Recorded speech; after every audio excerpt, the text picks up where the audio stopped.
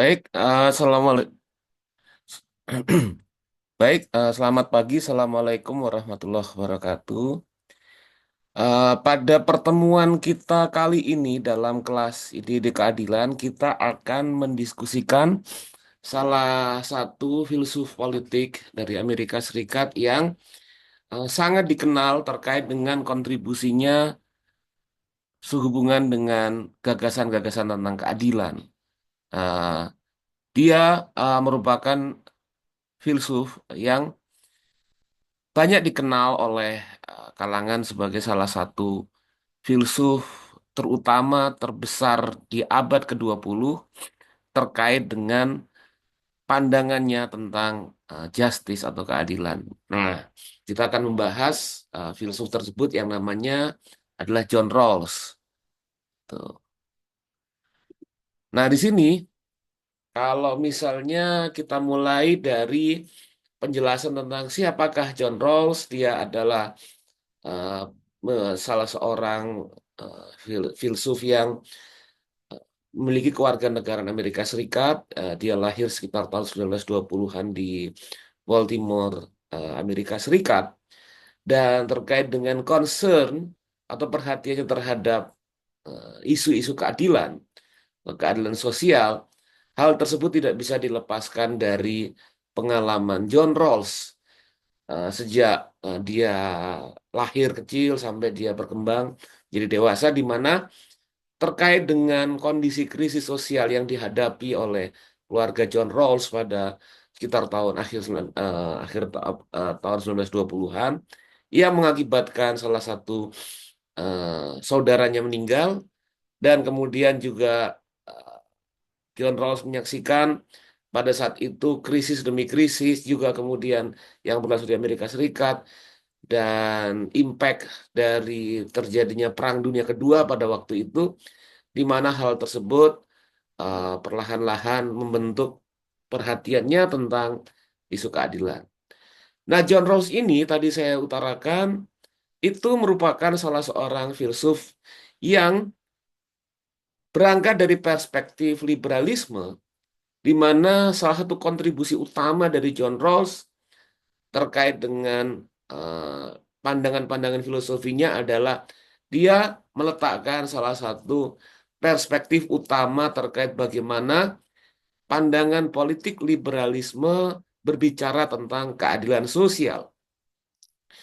Dan dalam konteks ini juga dia dikenal banyak kalangan yang mengutarakan sebagai salah seorang filsuf yang berhasil mengkonstruksikan, membangun bagaimana pandangan filsafat liberalisme terkait dengan keadilan sosial. Beberapa filsuf seperti Bruce Ackerman itu, bahkan kemudian mereka yang mengkritik John Rawls itu mengutarakan dengan menampilkan bukunya, menyodorkan bukunya yang disebut sebagai Theory of Justice, maka para filsuf pada saat itu berada pada dua posisi terkait dengan keadilan. Apakah dia sepakat dengan pandangan John Rawls atau menolaknya? Nah, tidak saja pada konteks posisi John Rawls yang sangat dihormati di kalangan filsuf, beberapa politisi itu mengakui kekuatan pandangan filosofisnya yang memberikan tekanan terhadap fondasi keadilan sosial. Salah seorang di antaranya seperti eh, Bill Clinton, salah satu presiden Amerika Serikat di akhir abad ke-20, mengutarakan John Rawls adalah the greatest philosopher of social justice in 20th century. Jadi dia adalah salah seorang filsuf yang terbesar yang mengutarakan tentang keadilan sosial pada abad ke-20. Nah, dalam konteks ini, sebelum kita menguraikan secara lebih mendetail tentang John Rawls, maka kita akan menjelaskan poin utama atau kunci, gagasan kunci dari John Rawls. Dia menekankan pada prinsip, yaitu each person possesses an inviolability founded on justice that even the welfare of society as a whole cannot override. Jadi, di sini John Rawls sebetulnya sedang melakukan kritik terhadap pandangan utilitarianisme. Jadi, kalau misalnya sebelumnya kalian sudah mendapatkan materi tentang utilitarianisme, di mana keadilan sosial itu berangkat dari bagaimana suatu pandangan, suatu gagasan, suatu kebijakan bisa memberikan kemanfaatan terbesar dengan pengorbanan paling minimal yang didapatkan oleh salah seorang masyarakat, maka John Rawls ini sebetulnya teorinya tentang keadilan sosial itu berangkat untuk menyanggah pandangan terkait dengan utilitarianisme, filsafat utilitarianisme. Karena menurut John Rawls bahwa setiap orang, tiap-tiap orang itu memiliki hak untuk tidak tercederai dan dia memiliki dia kemudian mendapatkan perlindungan dalam justice, dalam keadilan sosial oleh negara yang dijamin oleh negara, meskipun hal tersebut bertabrakan dengan asas kemanfaatan mayoritas, atau prinsip utamanya adalah bahwa setiap orang tidak dapat diganggu hak-haknya, tidak dapat diganggu basic human right-nya di hadapan keadilan sosial. Bahkan tujuan-tujuan untuk memperoleh kemaslahatan atau kesejahteraan oleh masyarakat pun tidak dapat menggantikan dasar-dasar yang menjadi hak dari tiap-tiap orang tadi.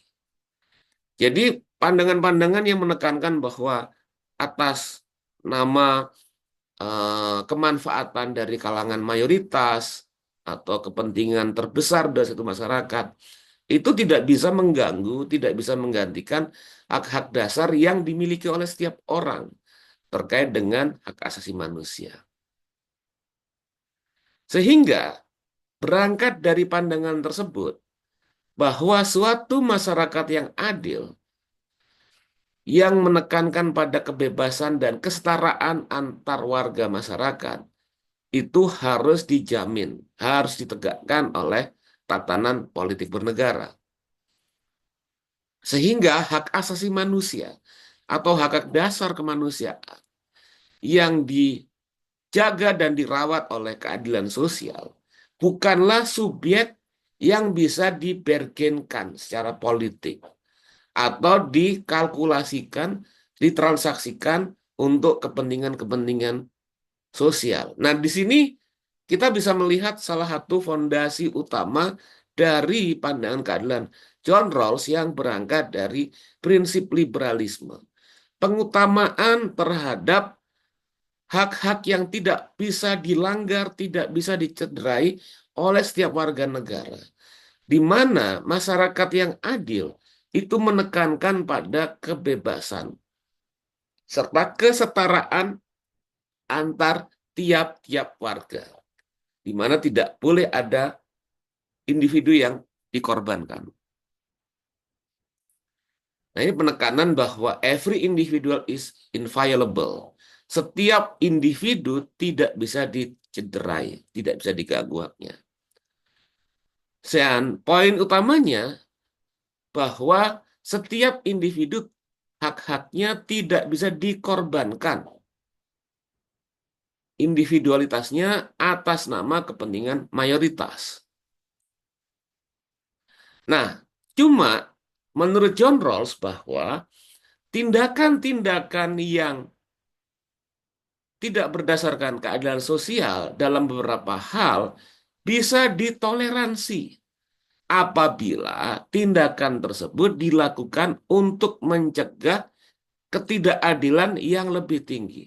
Contoh, misalnya Anda menyaksikan suatu masyarakat itu ada pembunuh atau ada salah seorang yang memiliki memiliki perilaku yang kemudian kriminal dan melakukan tindakan serial killer.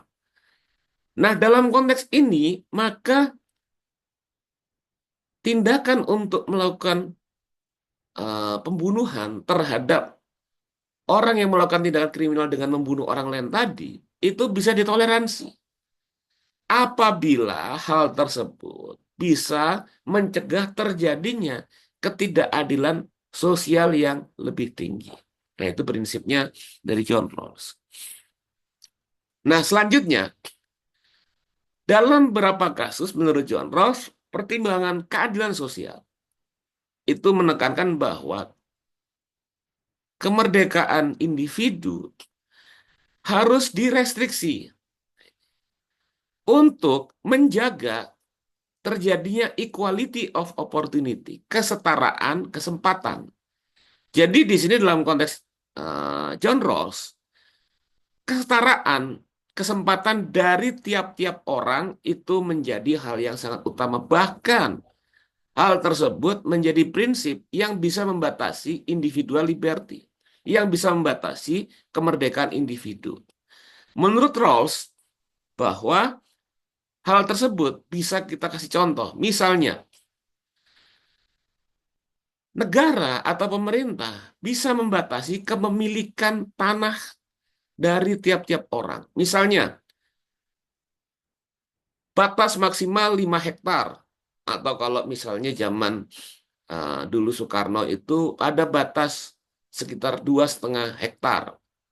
Dan dalam konteks ini, pembatasan terhadap kepemilikan tanah itu tidak melanggar keadilan sosial di suatu negara apabila hal tersebut ditujukan untuk menjaga kesetaraan kesempatan agar tiap-tiap orang itu bisa memiliki tanah yang sesuai dengan kebutuhannya untuk mendapatkan kehidupan yang layak. Nah, ini adalah prinsip utama tentang every individual is inviolable dalam perspektif John Rawls.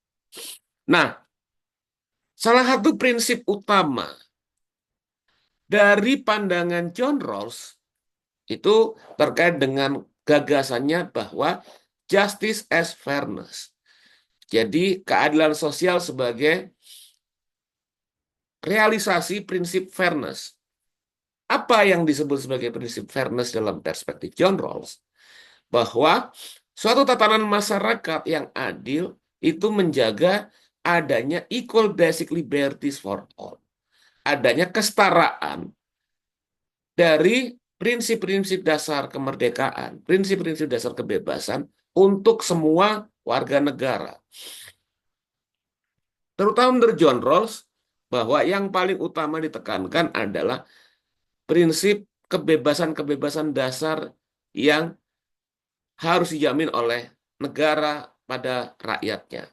Seperti hak berbicara, hak berpikir, hak berekspresi, hak kemudian menjunjung tinggi atau melaksanakan keyakinannya, hak untuk misalnya berorganisasi, hak untuk misalnya terlibat dalam proses politik atau masuk dalam partai politik dan lain sebagainya.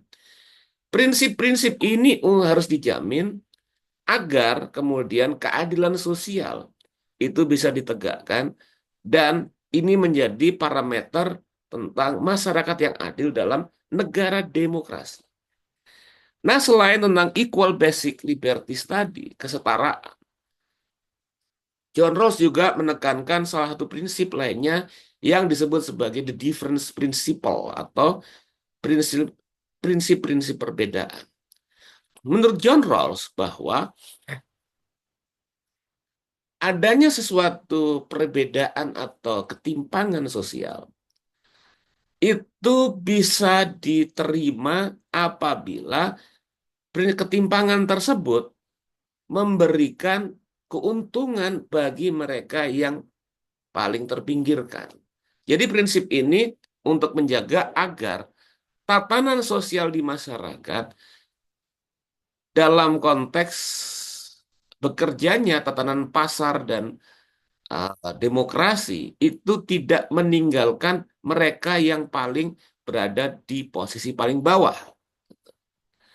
Nah, konsep ini misalnya mendorong tentang pentingnya affirmative action agar mereka yang berada pada strata paling bawah tidak dirugikan dalam sistem sosial politik yang berlaku. Dan juga kemudian bahwa prinsip difference principle ini melihat bahwa dalam satu masyarakat yang timpang, setidaknya ada berbagai mekanisme-mekanisme sosial yang kemudian mampu membawa dan mendorong mereka yang terpinggirkan terintegrasi secara sosial ekonomi dalam konsep redistribusi, keadilan redistribusi. Jadi konteks bahwa ruang-ruang penyetaraan sosial itu selalu terhubung dalam masyarakat. Nah, ini yang kemudian menjadi dua prinsip utama yang disebut sebagai justice as fairness. Nah, prinsip utama dari tadi sudah diutarakan tentang prinsip utama. Nah, sekarang kita menuju pada tatanan lexical order of principle. Jadi, bagaimana kita melihat keteraturan yang muncul dalam logika justice dari John Rawls, di mana dia menekankan bahwa untuk membangun suatu tatanan masyarakat yang adil, maka pemerintah atau negara penting untuk menjamin dan memprioritaskan tentang basic liberties atau kemerdekaan dasar yang diperoleh, yang dijamin kepada tiap warga negara.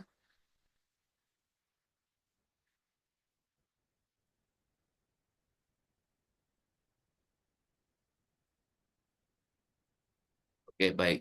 Maaf, ada telepon tadi, Kang.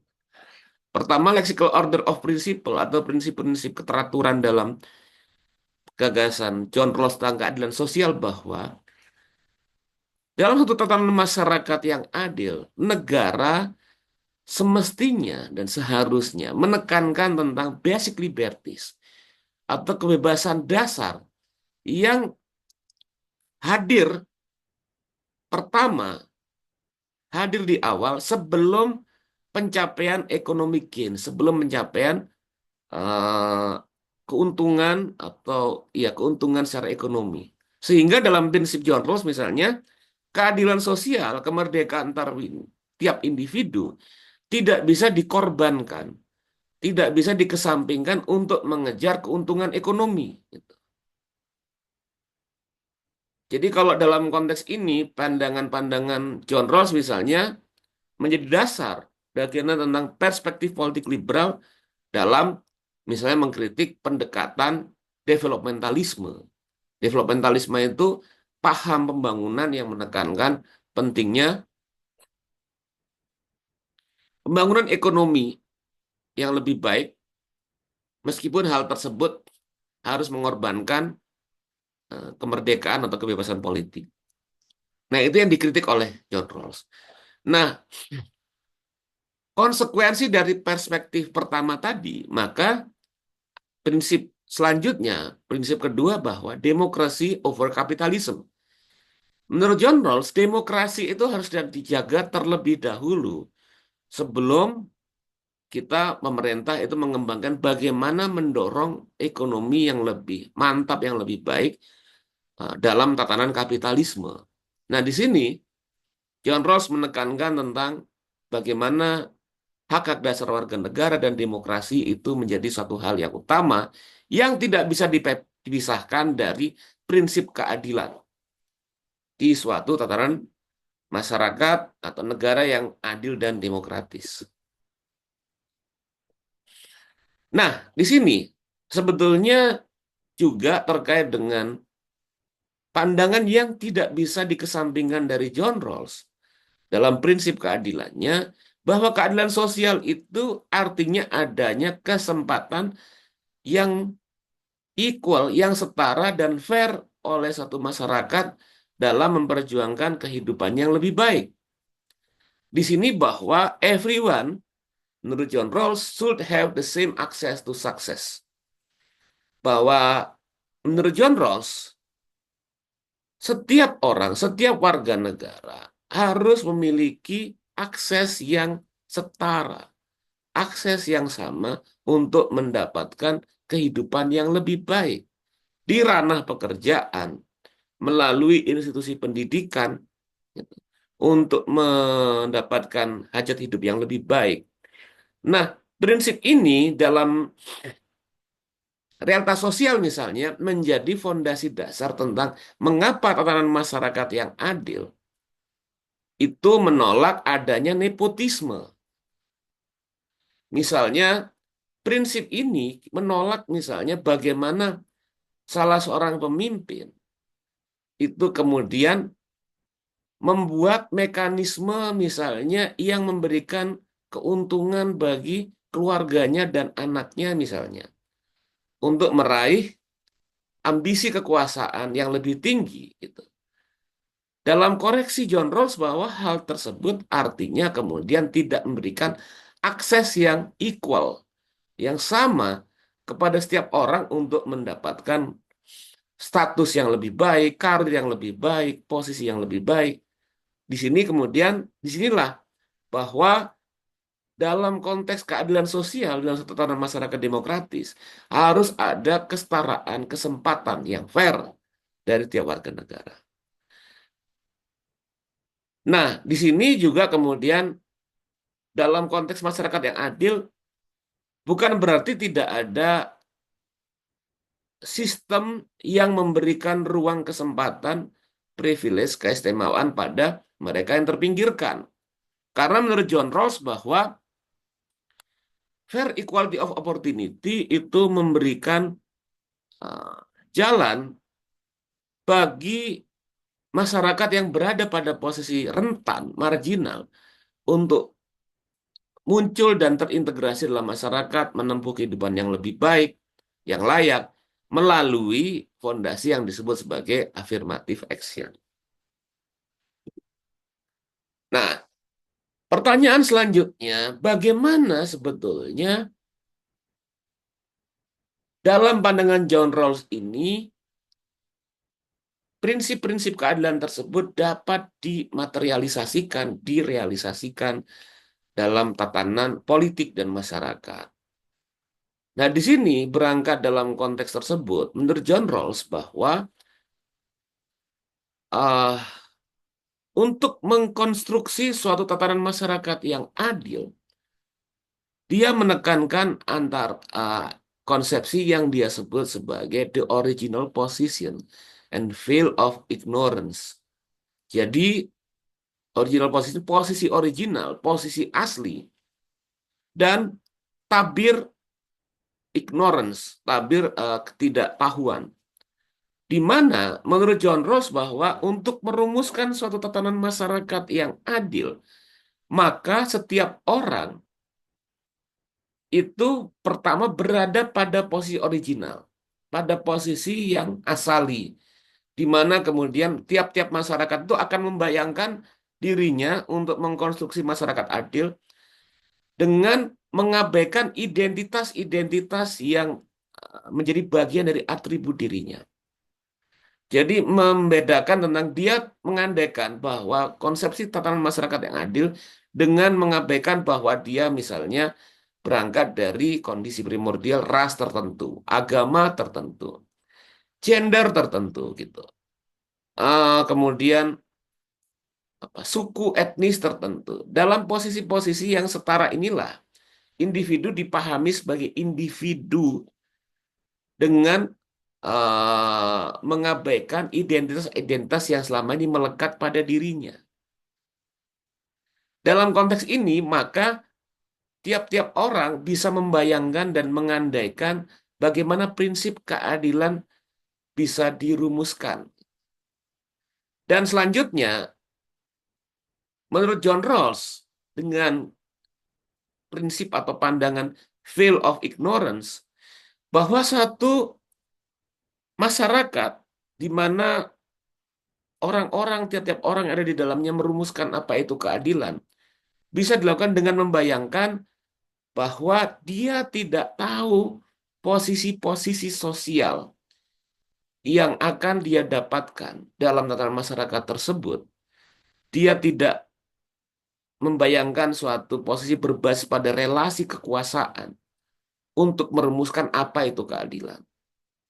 Jadi, dalam konteks ini misalnya dialog untuk merumuskan pandangan gagasan-gagasan untuk merumuskan keadilan itu berangkat dari posisi yang tadi menegasikan terlebih dahulu identitas sosial yang melekat pada dirinya dan dia tidak tahu posisi-posisi sosial yang didapatkan dalam masyarakat tersebut. Nah, di sini John Rawls itu sebetulnya berangkat dari filsuf yang menekankan tentang pentingnya kontrak sosial. Jadi keadilan sosial itu berangkat dari kesepakatan-kesepakatan yang disetujui oleh tiap-tiap orang, tiap-tiap warga negara dengan bayangan bahwa konsepsi tersebut menjamin adanya keadilan bagi tiap-tiap warga negara. Nah, dari sini juga kita bisa melihat fondasi liberalisme dari John Rawls untuk merumuskan keadilan sosial, di mana dalam tatanan politik liberalisme, individu dipahami sebagai individu. Dia kemudian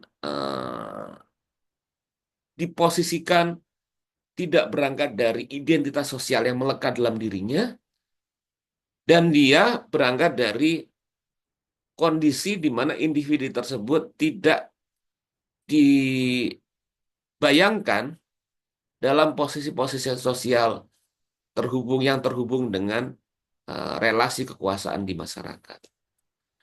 Misalnya, contohnya misalnya dalam pembentukan konstitusi. Dalam konteks Indonesia, perumusan konstitusi, diskusi dan perdebatan itu berangkat dari masing-masing pihak tidak tahu posisi yang didapatkan oleh tiap-tiap orang dalam negara yang berdaulat yang akan dimerdekakan, diproklamasikan. Nah, dalam konteks ini maka rumusan-rumusan yang muncul, prinsip-prinsip yang muncul itu berangkat dari pandangan tentang keadilan bagi semua kalangan. Nah, dalam konteks ini, baik tadi veil of ignorance, terus kemudian eh, apa tadi, konsepsi tentang original position dan veil of ignorance, itu kemudian memunculkan gagasan tentang overlapping konsensus. Jadi overlapping konsensus itu adalah bahwa ketika tiap-tiap orang memiliki pandangan-pandangan dan gagasan yang berbeda, prinsip-prinsip yang berbeda, maka keadilan itu bisa dibangun untuk satu tatanan masyarakat di negara yang demokratis dan liberal. Ketika prinsip-prinsip keadilan tersebut bisa dipahami, bisa disepakati, bisa diterima oleh tiap-tiap kelompok di masyarakat yang melampaui prinsip-prinsip pandangan-pandangan dan gagasan-gagasan yang doktriner yang diyakini oleh suatu masyarakat. Nah, dari overlapping konsensus ini bahwa kemudian juga bisa dirumuskan bahwa John Rawls melihat bahwa suatu tatanan yang berbasis pada keadilan sosial, dia harus tidak mendukung salah satu dari beragam apa yang dia sebut sebagai komprehensif doktrin yang diyakini oleh setiap masyarakat. Contohnya bahwa dalam perspektif John Rawls, maka prinsip keadilan yang ditegakkan dalam satu tatanan negara demokratis dan adil itu harus misalnya bersifat sekularistik. Sekularistik dalam artian bahwa tidak berangkat dari doktrin keagamaan tertentu menjadi dasar dari pandangan negara tentang keadilan sosial. Nah, di sini dalam perspektif overlapping konsensus misalnya, negara harus menjamin hadirnya yang disebut democratic pluralism. Ketika negara tidak berbasis pada suatu doktrin-doktrin tertentu, pandangan gagasan tertentu, maka negara tersebut bisa menjamin democratic pluralism. Jadi demokrasi yang inklusif dan menghormati kebinekaan di masyarakat tadi. Nah, selanjutnya, setelah kita memahami uh, basic utama dari pandangan John Rawls, kita juga penting untuk memahami the historical context of Rawls theory atau konteks sejarah dari terumuskannya teori John Rawls. Pertama, harus kita pahami bahwa pandangan dan gagasan John Rawls itu dibentuk dalam suasana politik yang tercipta sebagai konsensus yang terbangun pasca Perang Dunia Kedua, di mana dalam kondisi pasca Perang Dunia Kedua terbangun adanya kompromi antara labor and capital, adanya konsensus atau kompromi antara kelas pekerja dan pemilik modal yang membentuk dan menjadi basis dari terbangunnya tatanan sosial demokrasi, di mana hal tersebut menjadi pakem ekonomi politik baik di Amerika Serikat dan di Eropa pada waktu itu. Dan demikian pula dalam perspektif hegemoni kebijakan publik, itu menjadi masa keemasan dan pengaruh ekonomi Keynesian, di mana negara harus hadir dan terlibat dalam eh, ranah ekonomi atas nama untuk menyehatkan kehidupan ekonomi kapitalisme. Nah, disinilah kemudian fondasi-fondasi utama yang menjadi konteks sejarah dari teori keadilan dari John Rawls. Sehingga kemudian dia berangkat dari pendekatan tentang perlu terawatnya keadilan sosial, terutama misalnya dalam konteks jaminan atas kesetaraan dan kebebasan politik, prinsip tentang redistributive justice, prinsip tentang bahwa yang dia sebut sebagai difference principle, di mana kemudian adanya suatu perbedaan dan ketimpangan itu bisa ditoleransi selama memberikan ruang bagi mereka yang paling terpinggirkan dalam masyarakat untuk tumbuh dan berkembang. Juga kemudian perspektif tentang misalnya pentingnya kesetaraan oportunitas, di mana hal-hal tersebut adalah kerangka gagasan yang ditekankan dalam konstelasi ekonomi politik, tatanan kapitalisme yang menjaga keseimbangan antara kelas pekerja, tenaga kerja, dan kapital. Nah, pandangan John Rawls yang berangkat dari perspektif membangun keadilan sosial dalam gagasan liberalisme itu banyak mendapatkan kritik dari berbagai macam kalangan. Salah satu yang utama adalah kalangan dari filsuf yang menekankan pada pandangan komunitarianisme. Komunitarianisme itu pentingnya bahwa fondasi sosial politik tidak bisa dilepaskan dari uh, kondisi sosial manusia yang berangkat dan terhubung dengan relasi sosial dan komunitas yang terkait dengan dirinya. Jadi pandangan komunitarian ini juga sangat berbeda misalnya dengan pandangan liberalisme, bahwa individu itu tidak bisa dilepaskan dari komunitasnya, kebudayaannya, tatanan masyarakatnya, tradisi yang membentuknya, di mana kondisi tersebutlah yang oleh Michael Sandel diutarakan diabaikan oleh Rawls. Padahal menurut Michael Sandel, dalam prinsip komunitarian, tradisi budaya komunitas eh, sejarah yang tumbuh di suatu masyarakat itu juga membentuk dan mengembangkan individu yang oleh Rawls misalnya dikondisikan, diasumsikan harus dilepaskan dari atribut-atribut sosial untuk merumuskan keadilan. Dan hal tersebut membuat, menurut Michael Sandel, prinsip dari John Rawls tadi tidak membumi ketika mengabaikan pentingnya identitas sosial dan komunitas yang membentuk tiap-tiap individu. Karena menurut Rawls, maaf, menurut Sandel bahwa manusia, the humans are shaped by social and cultural context. Manusia dibentuk oleh konteks sosial dan budayanya. Nah, ini prinsip yang dibangun untuk mengkritik pandangan Rawls. Selanjutnya, oleh salah seorang filsuf komunitarian lainnya, Alasdair MacIntyre, itu menekankan mirip dengan pandangan Michael Sandel bahwa justice atau keadilan menurut Alasdair itu harus berakar dari tradisi dan sejarah. Konsepsi keadilan sosial itu berkembang. Dia tidak bisa dilepaskan dari kondisi-kondisi sosial yang terbentuk dalam sejarah dan tradisi yang tumbuh di tiap masyarakat yang berbeda. Karena kalau tidak tumbuh dalam tradisi dan sejarah masyarakat, maka masyarakat tidak bisa mengenalinya dan memahaminya sebagai suatu keadilan sosial. Nah, dalam kondisi ini, maka asumsi atau fondasi liberal neutrality yang oleh John Rawls itu dirumuskan dalam konsep original position dan veil of ignorance itu menurut Alasdair MacIntyre itu unrealistik, tidak realistik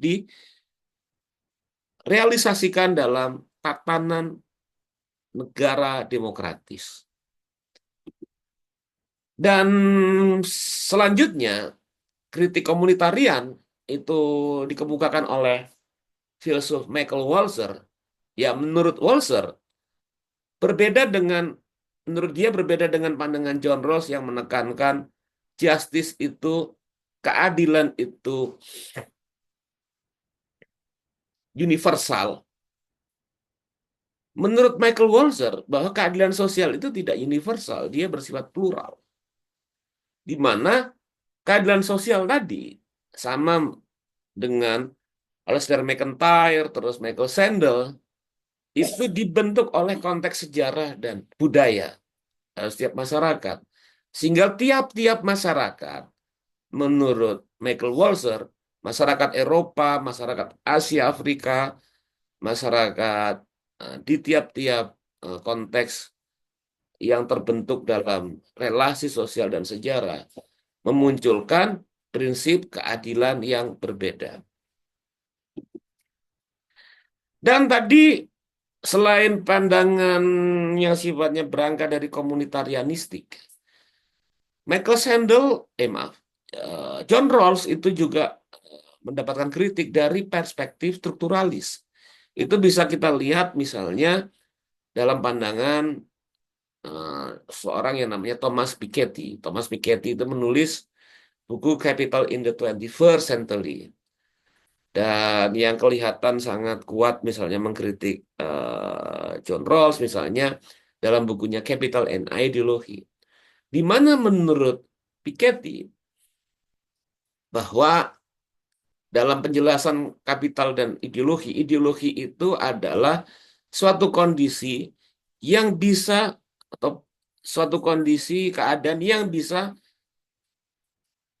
bisa menoleransi, yang bisa memberikan ruang terhadap ketimpangan sosial. Itu bisa ditoleransi ketika ada saluran-saluran, kondisi-kondisi yang membuat ketimpangan sosial tersebut tidak menutupi tiap orang untuk bisa tumbuh dalam kehidupan yang lebih baik dalam tatanan masyarakat gitu. Jadi ideologi itu adalah misalnya pandangan atau janji-janji yang diberikan kepada tiap-tiap masyarakat untuk bisa menerima timpangan sosial selama janji tersebut memberikan uh, harapan bagi masyarakat untuk bisa hidup dalam kondisi yang lebih baik gitu.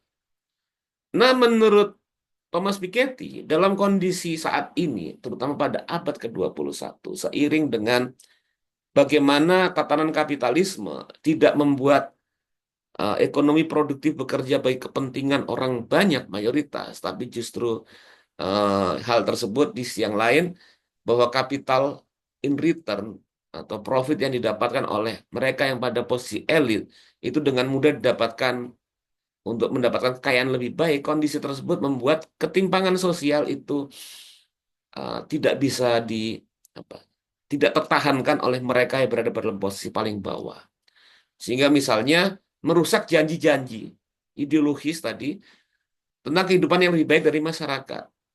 Buktinya bahwa pendidikan yang menjadi uh, institusi utama untuk mendorong adanya equal opportunity misalnya, pada kenyataannya seiring dengan privatisasi pendidikan, tidak bisa terakses dengan baik oleh mereka yang berada dalam kondisi kalangan yang tidak mampu. Nah, ini yang kemudian tidak dibayangkan oleh John Rawls. Karena asumsi teoritiknya, filsafatnya berangkat dari kondisi yang berlangsung dalam era pasca Perang Dunia Kedua. Nah, di sini kemudian tadi yang sudah saya utarakan bahwa dalam kritik Piketty bahwa ketimpangan sosial itu bekerja lebih tinggi dari redistribusi. Jadi asumsi tentang invisible hand itu tidak hadir, di mana kemudian masing-masing pihak mendapatkan kesempatan yang lebih baik, misalnya melalui kerja ekonomi produktif. Dan asumsi tentang fairness yang mungkin dalam konteks kapitalisme dibentuk berdasarkan pada konstelasi ekonomi politik kapitalisme pada era pasca Perang Dunia Kedua, gitu. Tapi bukan pada era neoliberalisme.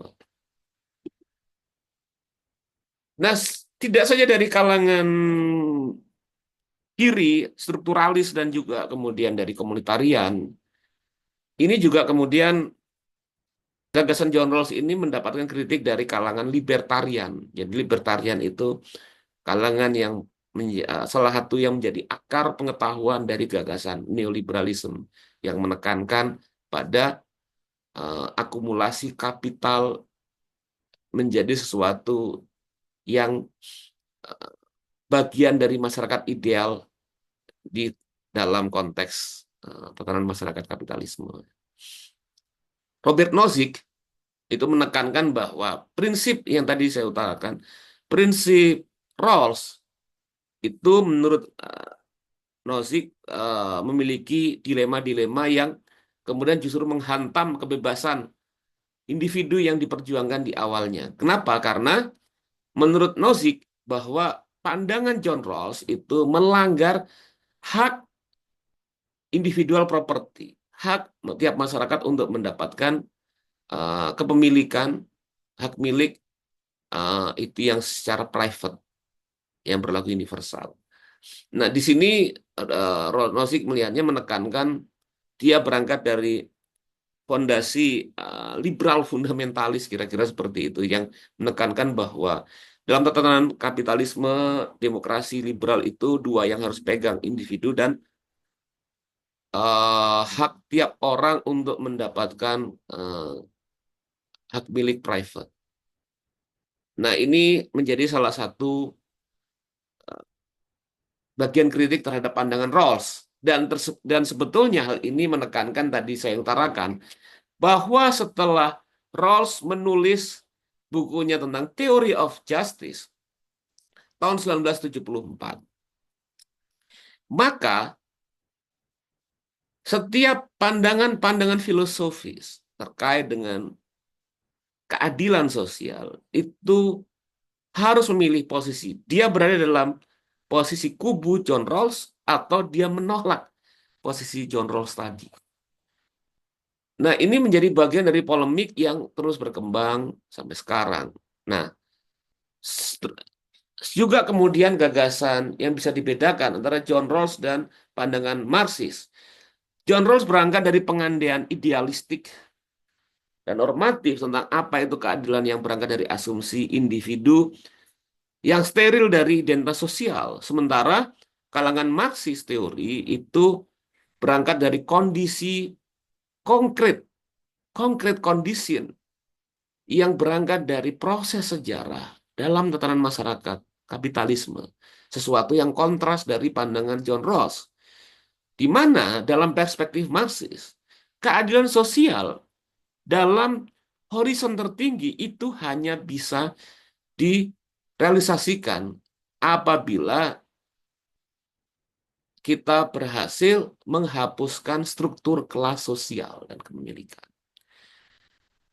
Nah, ini salah satu posisi yang kontradiktif dengan teori keadilan sosialnya John Rawls. Nah, Rawls juga kemudian menjawab gugatan-gugatan tersebut, di mana kemudian perspektif yang dikemukakan tentang dalam teori keadilan terkait dengan justice as fairness, equal liberty, terus kemudian principle, difference principle, dan lain sebagainya, itu merupakan suatu kondisi dasar, fondasi dasar untuk membangun stabilitas dalam suatu tatanan masyarakat yang adil. Jadi prasyarat-prasyarat dasar dari tatanan masyarakat yang adil inilah yang dikemukakan oleh John Rawls dalam bukunya Theory of Justice. Sehingga kemudian untuk memajukan dan mengembangkan agar tatanan masyarakat yang adil ini bisa apa? Bisa berkembang lebih baik menurut Rawls, maka kemudian penting di dalamnya tumbuh dan muncul adanya public reason, nalar publik. Kalau katanya Om Rocky Gerung itu akal sehat. Jadi nalar publik akal sehat ini untuk membangun atau meningkatkan pada level yang lebih tinggi apa kemudian capaian-capaian dari tatanan masyarakat yang adil. Di mana kemudian di dalamnya setiap masyarakat dengan berbagai gagasan yang berbeda-beda, tiap-tiap kelompok, itu membantu konsensus yang terus berkembang terkait dengan terbangunnya satu tatanan masyarakat yang adil. Nah, hal-hal inilah yang menjadi poin-poin utama bagaimana Rawls menjawab kritik dari kaum komunitarian, kaum strukturalis, kaum apa tadi, libertarian, kaum Marxis terkait dengan gagasan John Rawls. Nah, di sini kita sudah mendiskusikan pandangan dari salah satu tokoh filsuf utama yang gagasan dan teorinya itu sangat diperbincangkan, sangat menjadi bagian utama dari gagas diskusi-diskusi terkait dengan ide-ide keadilan, yaitu John Rawls.